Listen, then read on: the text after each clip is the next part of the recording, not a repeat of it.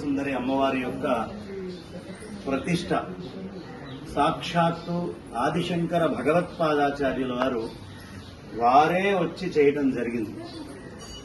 వారు వచ్చి ఏదైనా ఒక విషయం చెప్పారు అంటే అది శృతి, స్మృతి, పురాణము మూడు అంగీకరించినట్లే.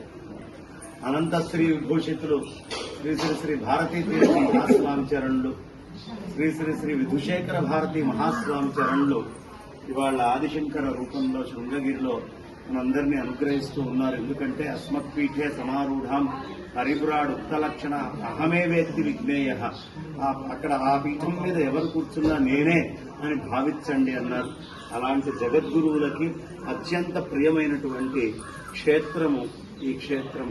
ఇలాంటి కడలి క్షేత్రంలో ఒక పక్క శంకరులు, ఇంకో పక్కన శారదా అమ్మవారు, ఆ లోపల బాలత్రిపురా సుందరి అమ్మవారు, ఇంకో పక్కన సుబ్రహ్మణ్య సమేతంగా కపోతేశ్వర స్వామి వారు, రాగానే గణపతి శంకరాచార్యుల వారికి హేరంబరత్న గణపతి పూజ చేయటం అనేటటువంటిది అనూచానంగా ఉన్నది. అందుకనే రత్నగర్భ గణపతి పూజకాయ నమః అని నామాల్లో ఉంటుంది. ఆయన ఉన్నారు.